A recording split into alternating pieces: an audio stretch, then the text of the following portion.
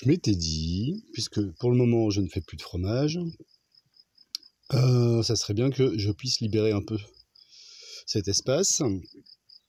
Donc que je vérifie aussi l'état des fromages, ceux qui sont stockés dans mon abri en forêt et ceux-ci.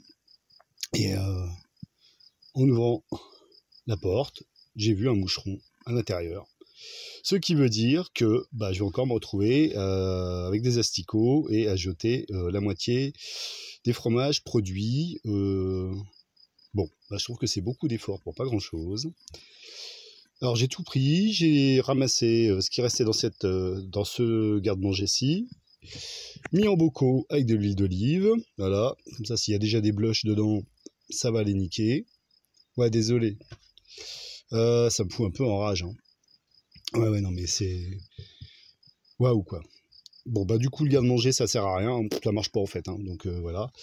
Malgré que j'ai mis un linge autour tous les jours, serré avec une ficelle pour vraiment limiter le passage des insectes. Et en même temps que ça laisse passer l'air pour sécher les fromages, hein, parce que sinon, ça marche pas. Voilà, ça pour l'instant. De toute façon, je n'ai plus de chèvre laitière. Et puis, je vais pas retourner tout de suite chercher du lait de vache bio à la ferme à 10 bornes d'ici. Après tout, du fromage là, du coup, j'en ai quelques-uns ici, 4 là, 6. J'ai déjà un bocal à l'abri dans lequel il doit y en avoir aussi à peu près... je sais plus, 5, 6, c'est un grand bocal, peut-être 5. Dans le garde-manger qui est dans mon abri de forêt, je viens d'y aller pour jeter un œil. Pour le moment, cela a l'air de bien se passer, mais je suppose que dans les jours qui viennent, je vais faire pareil. Je vais les mettre dans des bocaux avec de l'huile d'olive. Alors, normalement, je le fais plutôt quand les fromages commencent à être secs. Bon, là, ils sont plutôt en mode peau de crapaud et crémeux. C'est là, normalement, où je les préfère. Mais bon, c'est là aussi où, apparemment, les insectes les préfèrent. Donc, bon, voilà. Là, il m'en reste un petit bout que j'ai entamé. Normalement, j'en mange à peu près la moitié d'un par jour. J'avais arrêté les produits laitiers en arrivant ici, il y a 5 ans.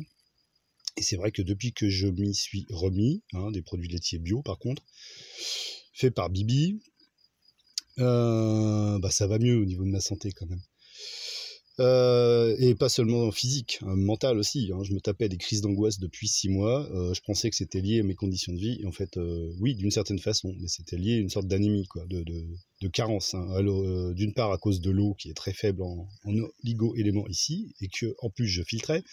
Donc c'est pareil, les filtres à gravité avec des cartouches, j'en suis revenu. Voilà, je me suis remis à l'eau en bouteille en fait.